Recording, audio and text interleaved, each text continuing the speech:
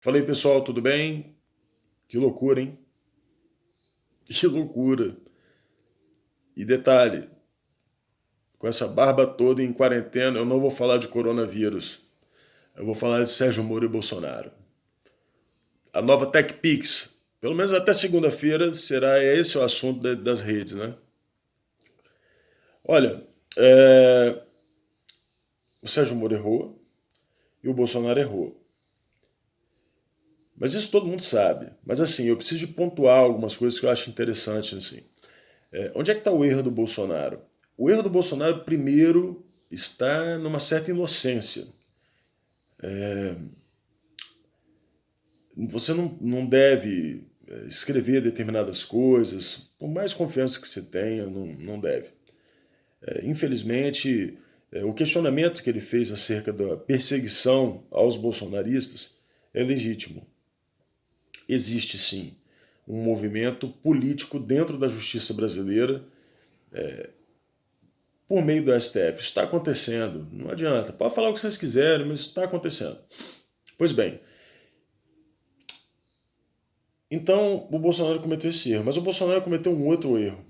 No seu pronunciamento, e aí é importante deixar claro, ele cometeu um erro que de vez em quando ele comete que vale a pena a gente fazer uma reflexão.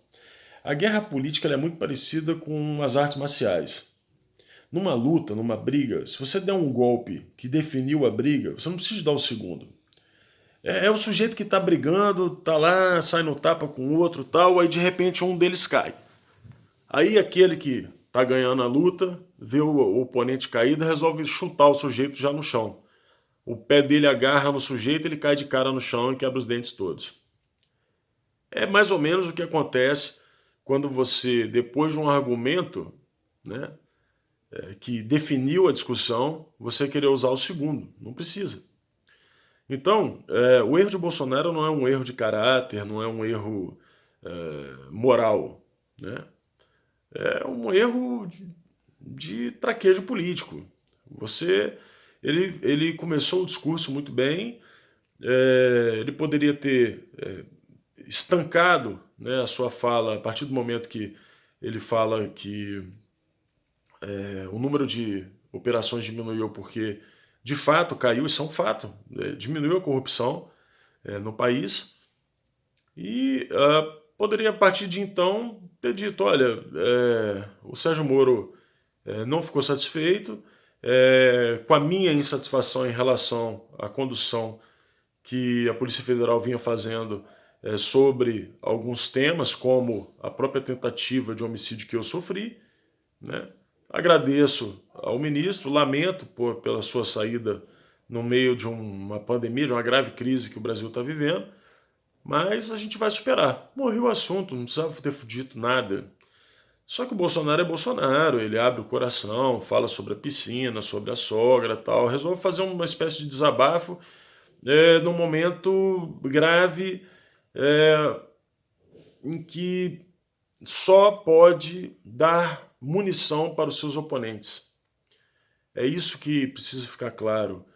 Você não jamais deve deixar pontas para que seus oponentes possam utilizar para te atacar. E ele, talvez até por inocência, acaba cometendo esse equívoco. Na minha leitura, o erro dele foi esse, e o segundo erro dele foi dar margem para que o Moro pudesse ter uma tréplica. Era melhor ter estancado e, né, deixado para lá. Agora vamos ao erro do Moro. Bem, o primeiro erro do Moro está na quebra de confiança. Né? Você não deve fazer uma coletiva do jeito que ele fez, acusando crimes futuros. Assistam a coletiva do Moro novamente. Ele está sempre com medo do que pode acontecer. Ah, não, porque essa mudança pode ter consequências que, né, a gente não pode prever. Ah, não, porque eu tenho medo que tal coisa aconteça. Ah, não, porque eu sempre defendi isso e pode acontecer aquilo. Sempre no futuro. E sugere que o nome que dirigiria a Polícia Federal ficou mais tempo no Congresso do que na polícia. colocando dúvidas sobre a carreira de alguém, sem falar claramente, olha, o sujeito cometeu isso, cometeu aquilo e tal. Então, assim, fez um discurso de oposição. Então, isso mostra, no mínimo, uma falta de coerência por parte de alguém que foi defendido em 2019. Vejam que curioso. Ele foi defendido em 2019 porque ele era acusado de interferir nas ações da Lava Jato, feitas por quem? Pela Polícia Federal, comandadas pelo Ministério Público. Pois é, olha que ironia, né? O Sérgio Moro foi acusado de interferir no trabalho da Polícia Federal. E pediram a cabeça dele. Na verdade, pediram a prisão dele. Pediram a saída dele. E toda essa turma que agora está assustada, estupefata, porque foi realmente um choque tudo isso que aconteceu. Em 24 horas o cara mudou. Talvez não tenha sido em 24 horas, né? Ele toma uma atitude contra essa população que defendeu ele. Então essa população ficou realmente assustada. Mas o curioso dessa história, e aí eu preciso de resgatar isso, é que ele apresentou prints de conversas que ele teve, não só com a Carla, mas com o próprio presidente. E se você observar num dos prints, aparece a hora da última visualização, que sugere que ele tenha printado 3 minutos depois de receber a mensagem. Bem, ele recebeu a mensagem às 7h30 e teria printado às 7h33.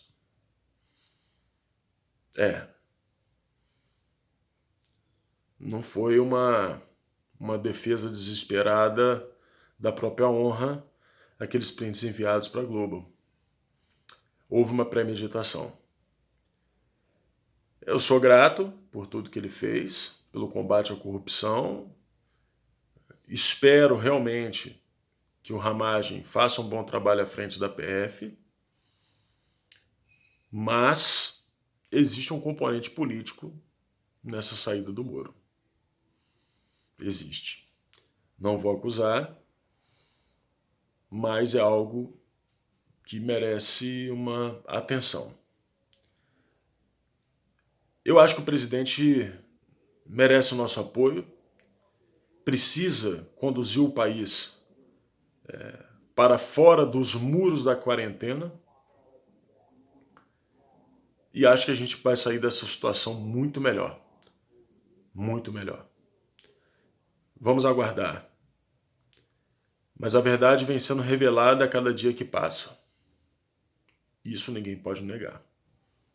Um abraço a todos, fique longe do coronavírus e vamos em frente. Desculpa aí, foi meio longo, tô com sono, barbudo, todo errado. Tchau, tchau.